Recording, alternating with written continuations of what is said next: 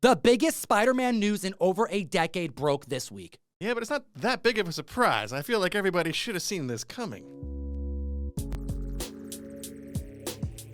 Another week, another list. Trending comics in the comic book marketplace. We're going on about 5 years of doing this video every single week without skipping a beat. Hit the like, slap the subscribe button, and at the list at number 10, we got some James Tynion the Fourth to discuss. We're talking about World Tree number 1. This is the Thank You variant by Peach Momoko. This is the second print of the World Tree number 1 as well. That's important to keep in mind. Book is hitting $85 average sales. This was a 1 per store, considering there's probably a spread of between 28 and 3,500 comic stores that could have gotten this one copy.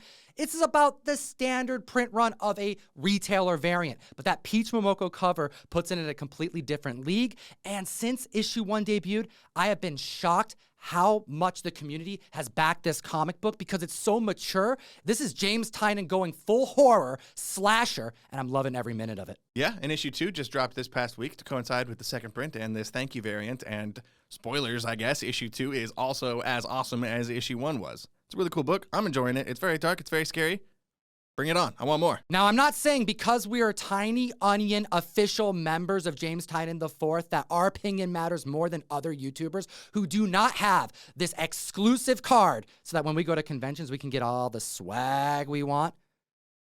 But our opinion matters more anyway, no matter what, across the board, whether or not it's James Tynion, but especially on James Tynion Matters. We're pretty cool. We're literally card-carrying members of the Onion Club, so you have to listen to us on this and pretty much everything else. At the list at number 9, we have XMen Adventures issue number 1. Came out in 1992, based off of the hit animation show that we all grew up watching that inspired so many members of the community to get into X-Men, to find a fondness for Gambit and other characters like Mr. Sinister.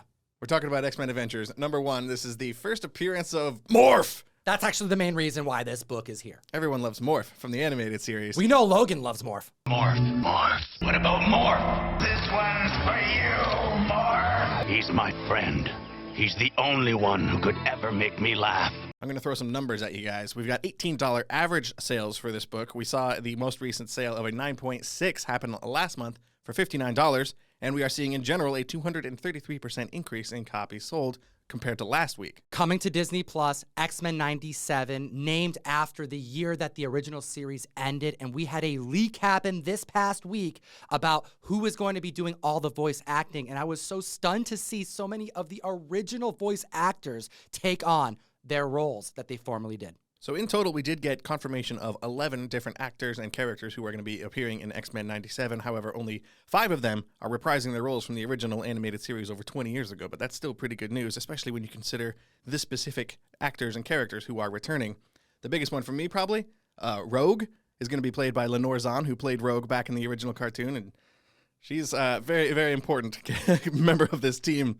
Very important part of young Ryan's sexual awakening. Well, you do have Wolverine Cal Dodd, who's going to be reprising his role as Logan, which was not a sexual thing for me growing up. You can speak for yourself, Tom. I loved Wolverine in the cartoon. Strap your seatbelts on, bub.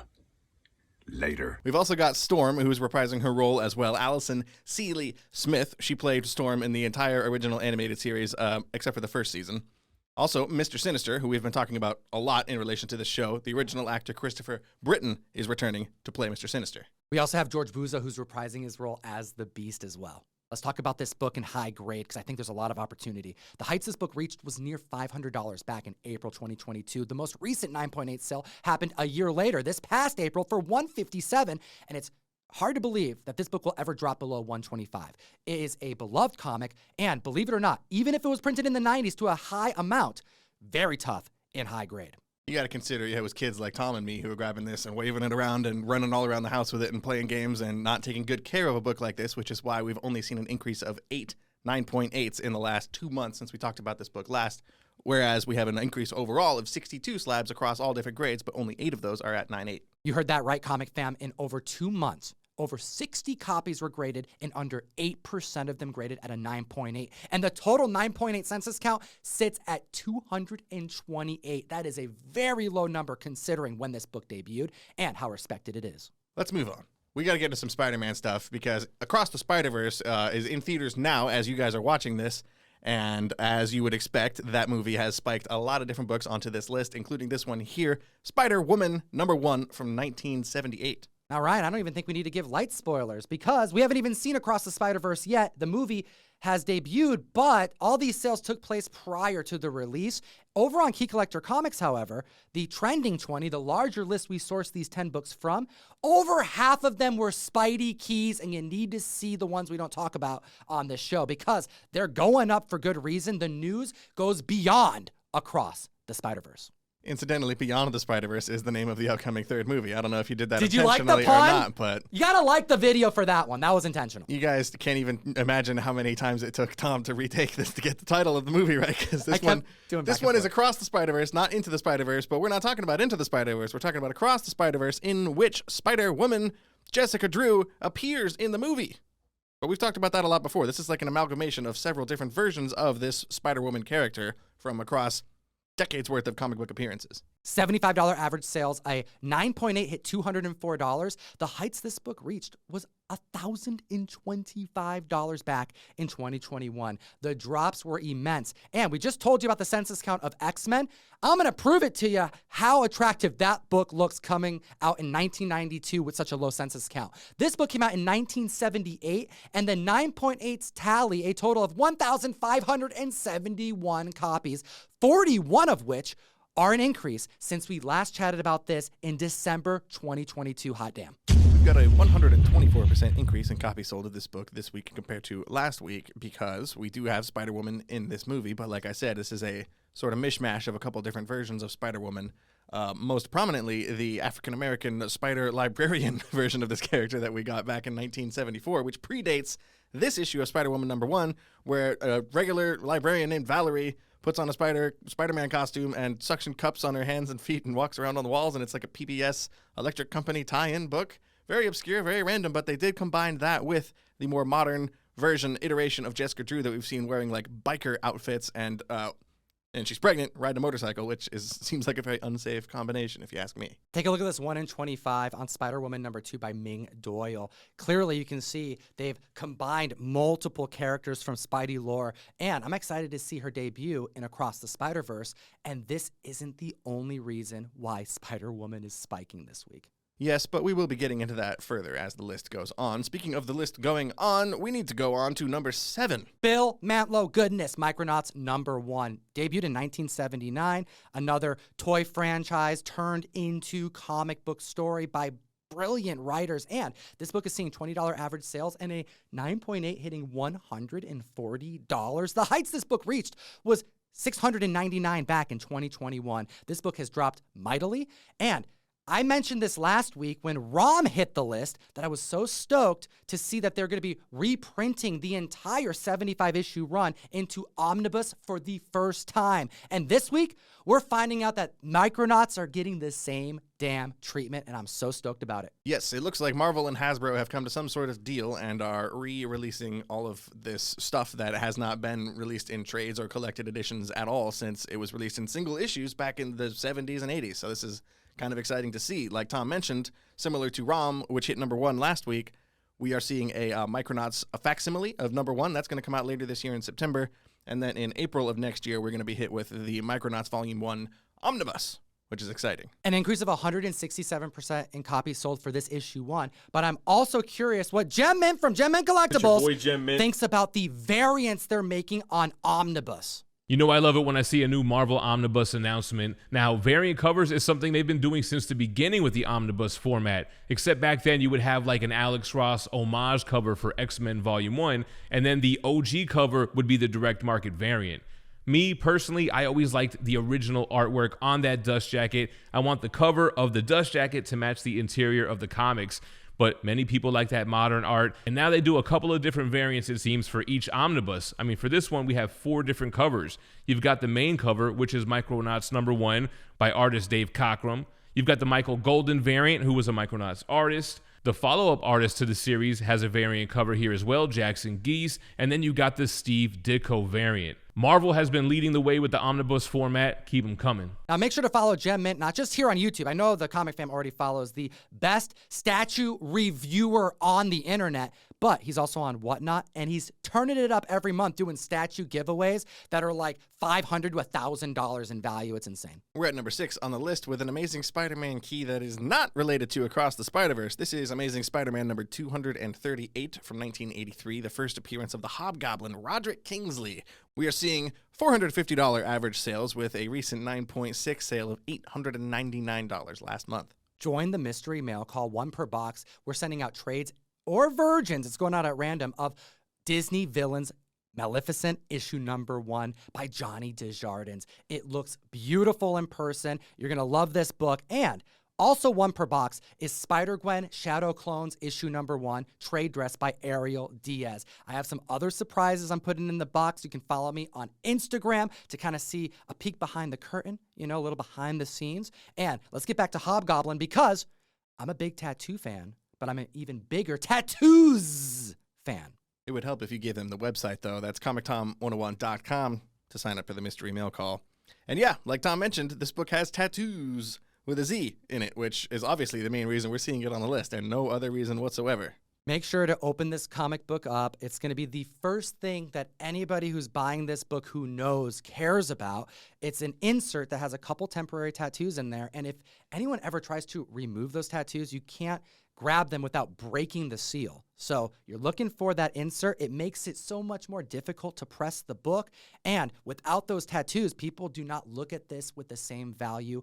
It is something that cuts down the price of the book immensely if they're not present. We've got a 125% increase in copies sold of this book week over week, and this is usually on the list because of Jacob Batalon, who plays Ned Leeds in the Spider-Man MCU movies with Tom Holland. However, there's not really a reason for that to be on the list this week. We did get sort of confirmation from Spider-Man producer Amy Pascal that the 4th Spider-Man movie starring Tom Holland is still happening. There is going to be a new trilogy of Spider-Man movies after No Way Home. It kind of sounds like they're going to do a more friendly neighborhood Spider-Man vibe, right? Right, where everybody's memory gets wiped and they kind of forget about Peter Parker. Make him like a straight-level hero. I love it. Which we need more of, yeah. But she did clarify that work on that movie is paused due to the writer's strike. They're in the script portion of Spider-Man 4, so that's not happening at the moment. But it does imply that it is happening, which if we do see Ned Leeds again, there has been speculation this whole time that he will become the Hobgoblin, so maybe he'll be the villain of Spider-Man 4, but I don't really see it. I don't want to see it, honestly. Kind of did that already with Spider-Man 3, but here's the thing. Jacob Batalon, since 2016, has been hinting that he would really like, or possibly that we will see him go full antagonist at some point.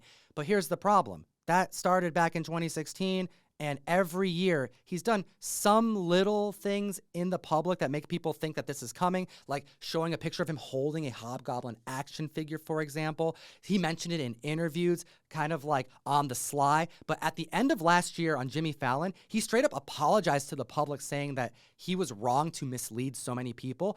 Granted, there's a lot of lying that happens by these actors and actresses trying to put people off of the scent that there may be something coming to surprise the audience. You know, they did that with Tobey Maguire and Andrew Garfield. So it's like, who do you believe? But he really sounded like he was trying to backtrack, and I low-key believe him. Yeah, he easily could have just been excited by saying, like, oh, this is Ned Leeds. This is the guy I'm playing. This is a toy of the villain he becomes in the comic books. I would personally rather see Vincent D'Onofrio's Kingpin make an appearance finally as a Spider-Man villain in Spider-Man 4. Maybe even somebody like Scorpion, who they set up all the way back in Homecoming and never touched again. Number 5 on the list is another Spider-Verse spec that is confirmed. We know that we're going to see Spot in this next movie. That's been talked about. It's in the trailer. No surprises here. Also intriguing, though, that the Spot is slated for the 3rd film Beyond the Spider-Verse as well. And we have Spectacular Spider-Man issue number 98 to discuss because it's hitting $30 average sales, $203 for a recent CGC 9.8. And this is the first appearance of the Spot. Yep. We've also got a 162% increase in copies sold as we get closer to the release of Across the Spider-Verse. Again, as you're watching this right now, the movie is released.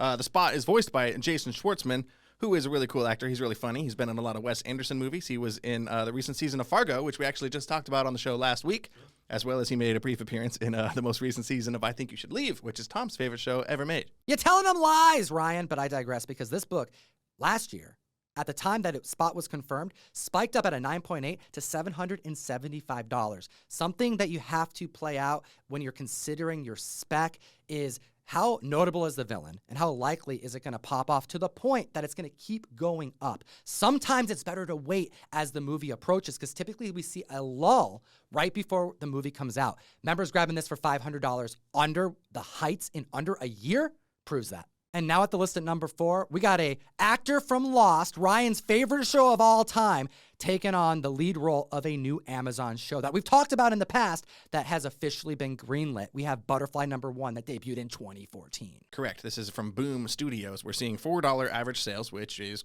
cover price.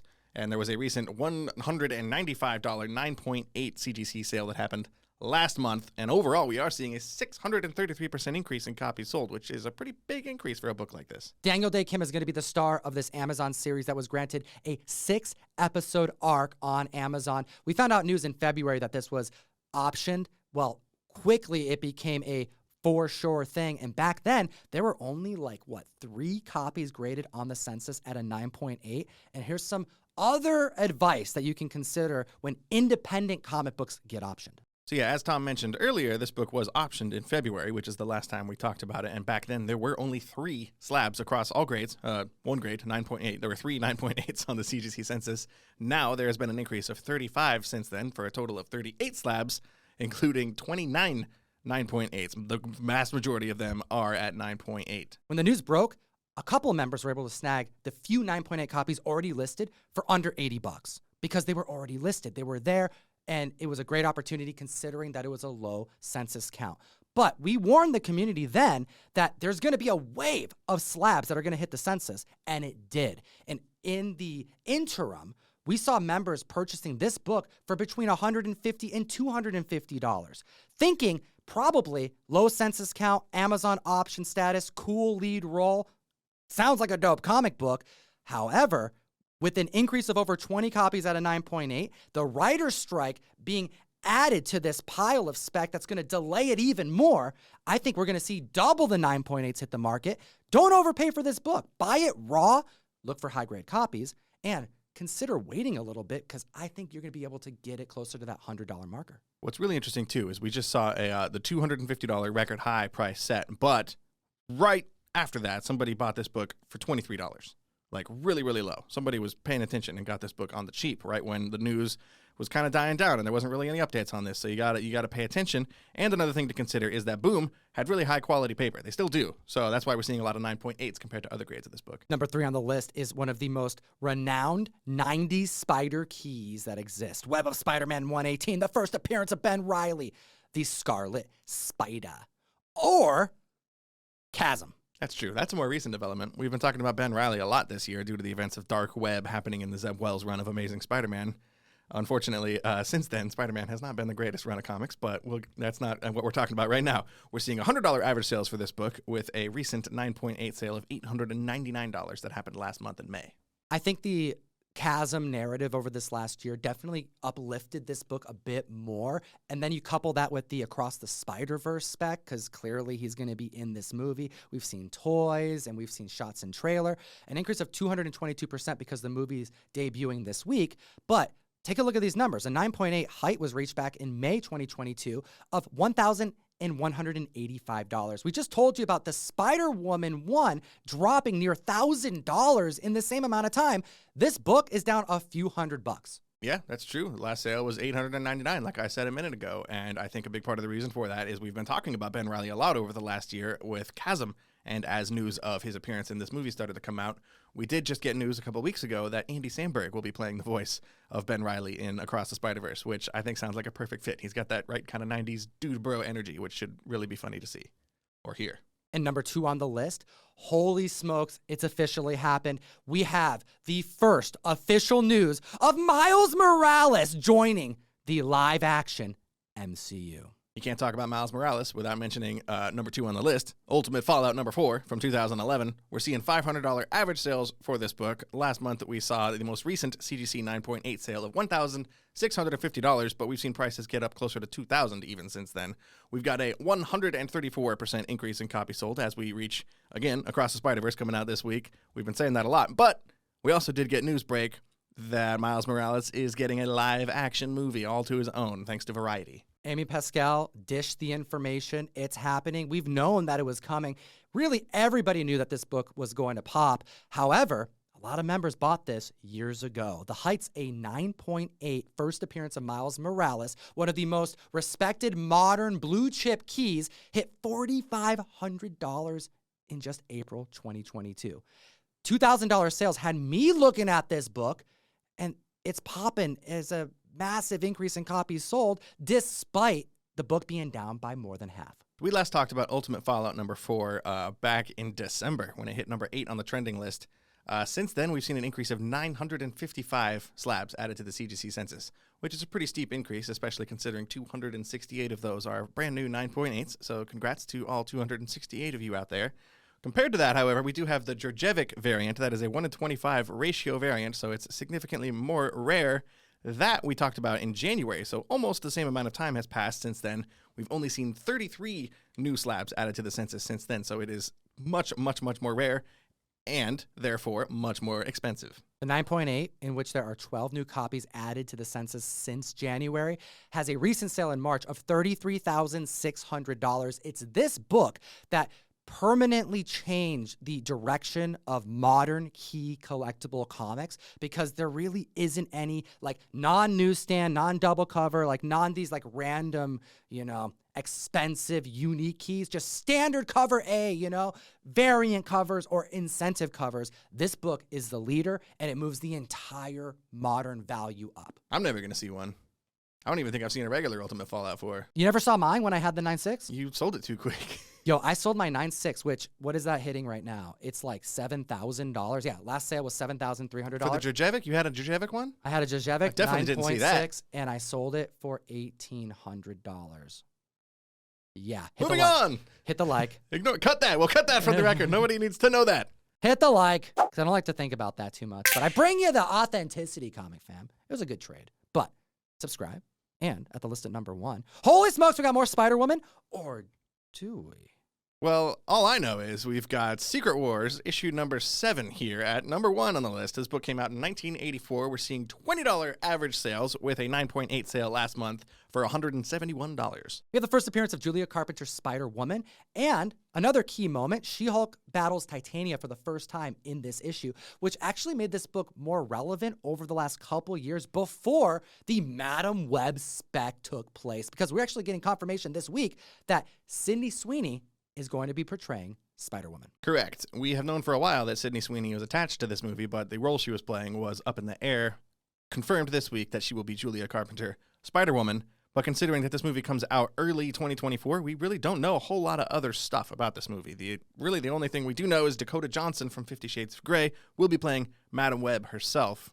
But there are some other interesting Spider-Woman-related news stories to get into, because while we did get confirmation that a live-action Miles Morales movie is happening, in the same interview, producer Amy Pascal mentioned that an animated Spider-Woman movie is in the works, but as you know, based on just this list, there are several different Spider-Woman characters that could be referring to. We're not 100% sure which one will be getting this movie. Increase of copies sold of 567%. Now, as far as Spider-Woman goes, let's just run through it. We have the Across the Spider-Verse, Beyond the Spider-Verse. We have animation stuff happening. We also have Spider-Gwen, who is a major part of the animation.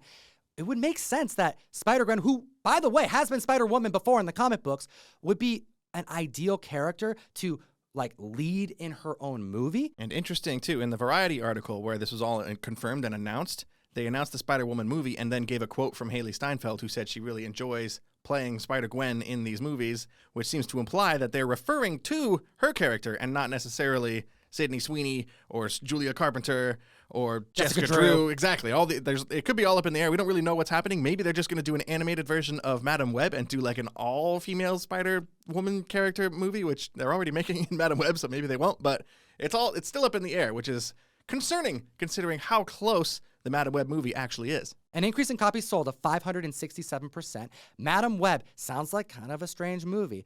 But consider this. We also have Kraven the Hunter, which is coming out in October this year with an R rating.